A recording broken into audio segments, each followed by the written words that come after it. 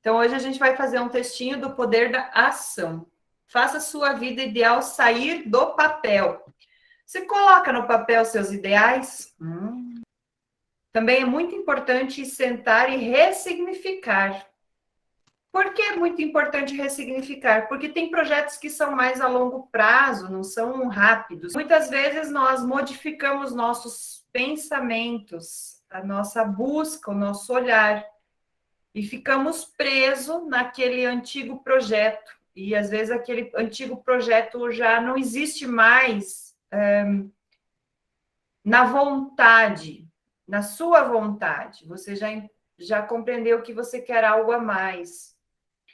Então, é muito importante você ressignificar muitas coisas. Eu tenho exemplos meus que eu coloquei no papel a longo prazo e quando chegou no ano que eu tinha colocado no papel, do qual eu tinha até me esquecido, eu fiquei bem desequilibrada, buscando desesperadamente por algo que eu nem sabia porque eu estava tanto em busca.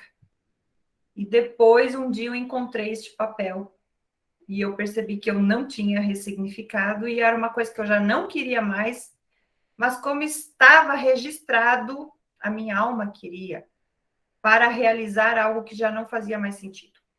Então, façam no papel algo que vocês desejam, mas também se permitam se autocurar, e nessas autocuras muitas coisas vão modificando. Algumas vezes é fazer um ano para algo pessoal, como uma busca de uma lista de algo que eu quero me trabalhar. Naquele ano, o que eu quero aprender de novo naquele ano?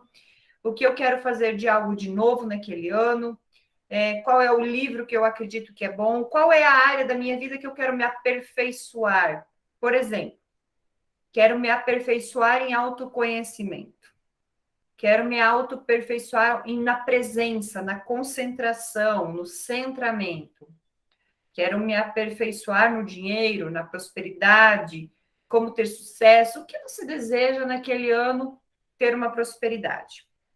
Tá? Teve um ano que eu me permiti aprender a cozinhar, né? Eu disse, esse ano eu quero aprender a cozinhar. Então, era algo que eu quis e me dediquei para isso acontecer. Não saiu grandes pratos, mas eu consegui aprender a cozinhar.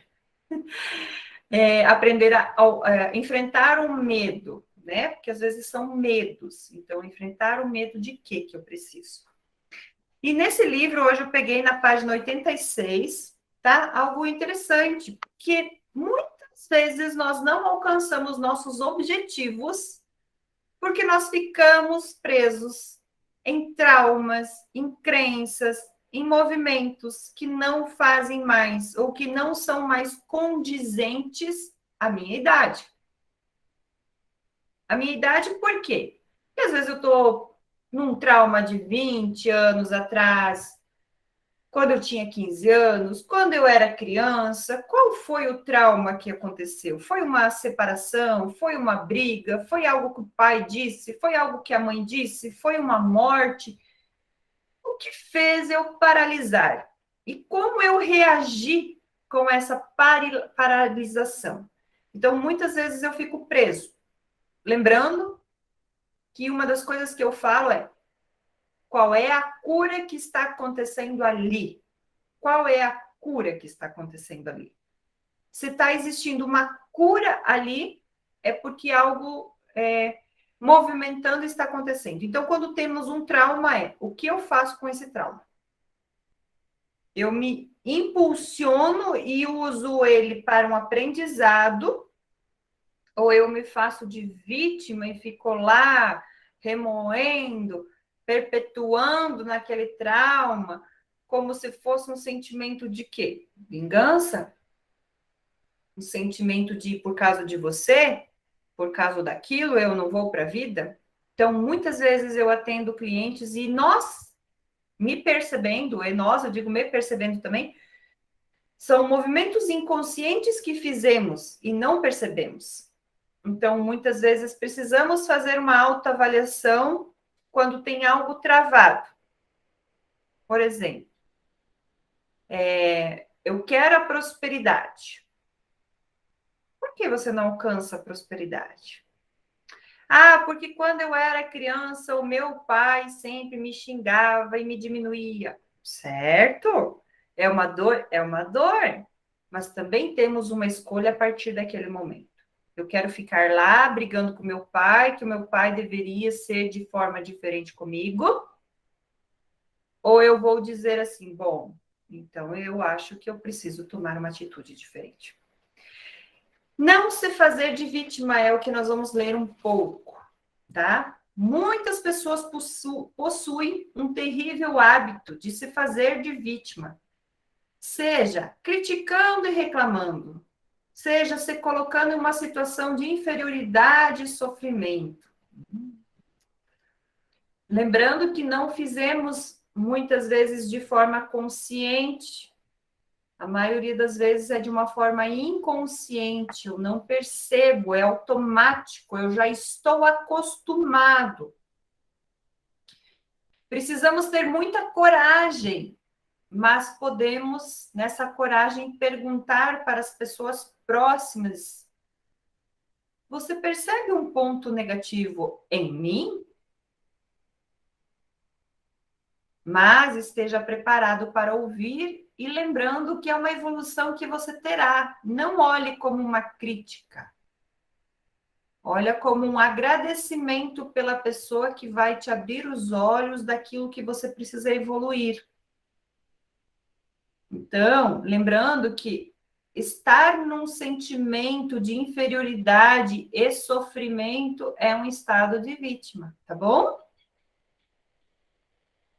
Ai, ai, ai, ai, não é só reclamar e criticar, é viver na sofrência. Conhecem gente assim? Tá bom. Já vivi muito ali também. Nossa, eu era uma pessoa sofredora, meu Deus. Agora vem a pergunta: por que as pessoas se fazem de vítima? Existem várias explicações e diversos motivos. Um deles é o seguinte: as pessoas, quando crianças, percebem se sentir amadas e importantes. Então, quer dizer, crianças procuram ser amadas o tempo todo. Contudo, por incapacidade afetiva ou por falta de tempo dos pais, essas crianças não obtiveram esse alimento emocional. Então, um dia a criança adoece.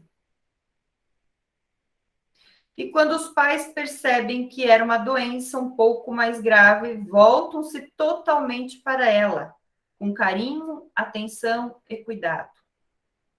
Juntamente o amor que a criança tanto almejava, ela alcança neste momento. Passam-se dias, ela fica sã, fica saudável.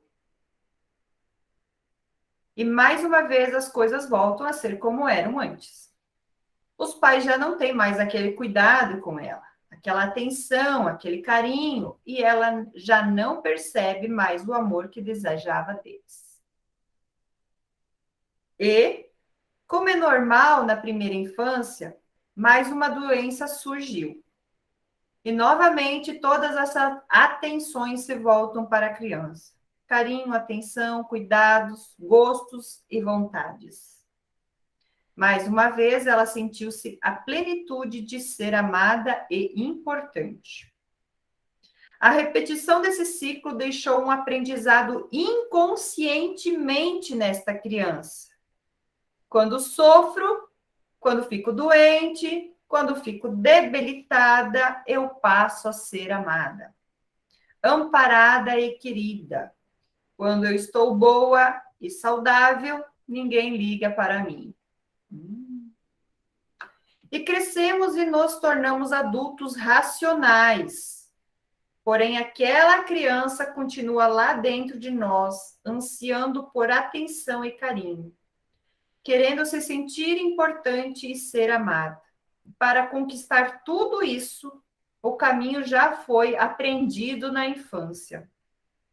Basta sofrer ou mostrar que está sofrendo, que supostamente as pessoas prestarão mais atenção, cuidarão e darão mais carinho. Conseguem compreender isso? Isso costuma até ser verdade, mas por um curto espaço de tempo.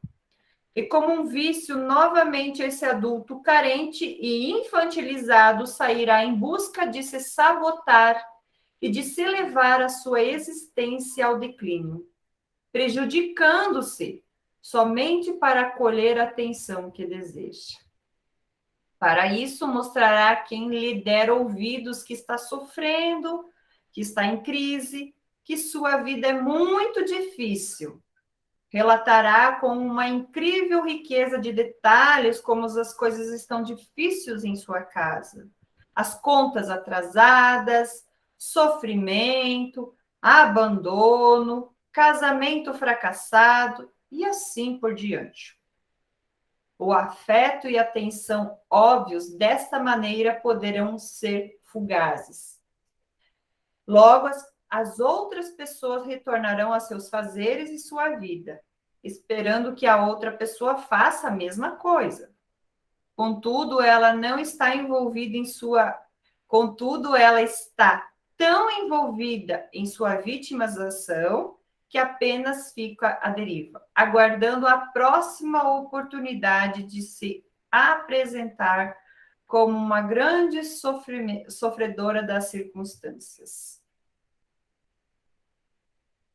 E aqui ele coloca uma pergunta: quantas oportunidades são perdidas com esse comportamento? Quantos relacionamentos são prejudicados e mal vivenciados por causa dessa negatividade? Cuidar, porque inconscientemente fizemos isso. Eu faço, algumas vezes em uma área da vida, outros fazem em outra área da vida, e o sofrimento, a vitimização, então se torna presente, muito presente. Então, ter uma observação, um cuidado com isso. Essa é uma dica que faz com que pensamos como foi a nossa infância, se eu adoeci, se eu vi alguém que adoeceu e recebeu cuidados, porque algumas vezes eu não adoeci, mas eu vi alguém que foi declinando, alguém que estava doente e recebendo tanta atenção. Então, nessa circunstância, faça uma reflexão para você se reconciliar com a sua criança interior. Faça uma reflexão para ver, será que eu estou buscando uma sofrência? Tem momentos que algumas pessoas elas saem de um sofrimento e buscam outro sofrimento. Vou trazer um exemplo. Eu tenho uma cliente que ela estava trabalhando numa empresa e é uma empresa que dá muita pressão psicológica, de metas, resultados. Então, assim, chegava a causar frustração, porque tinha que realizar aquela coisa, aquela pressão, aquela que às vezes ela vinha para o consultório buscar um reiki para fazer um alinhamento de novo, porque ela estava desnorteada de tanta pressão psicológica. Então, ela se aposentou e teria toda a oportunidade de ficar com mais calma, mais fluidez, com mais paciência. E aí, o que ela fez? Ela foi fazer um investimento, foi querer construir uma casa, e como se desse um passo um pouquinho maior que a perna. Então, por quê? Porque ela precisava se sentir pressionada. Aquele busca de dinheiro, aquele assustar, aquela meta, eu não vou alcançar, aquela frustração, aquela angústia que ela carregava. Então, eu disse, não adianta você se aposentar se você não sair daquela energia antiga. Não adianta você vir buscar sempre um equilíbrio se você não quer sair, porque daqui a pouco você vai construir sua casa, vai terminar sua casa e você vai arrumar outro problema. Outras circunstâncias. Então, nós, muitas vezes, mudamos o cenário, mudamos as pessoas, mas o comportamento continua sendo igual. Qual é o comportamento que eu posso me dar permissão de modificar? Pensam isso, nós estamos chegando numa virada de ano, já passamos por muitos aprendizados esses 2 últimos anos. Eu acho que é momento de fazer reflexões, de modificar alguns padrões, dar valor para outras que talvez antes eu nunca tinha analisado, pensado, avaliado. Faça uma retrospectiva. Vou percebendo quais são as mensagens subliminares que chegam ao redor, para que eu possa despertar ou fazer uma evolução mais rápida, ou com mais centramento, com mais direcionamento.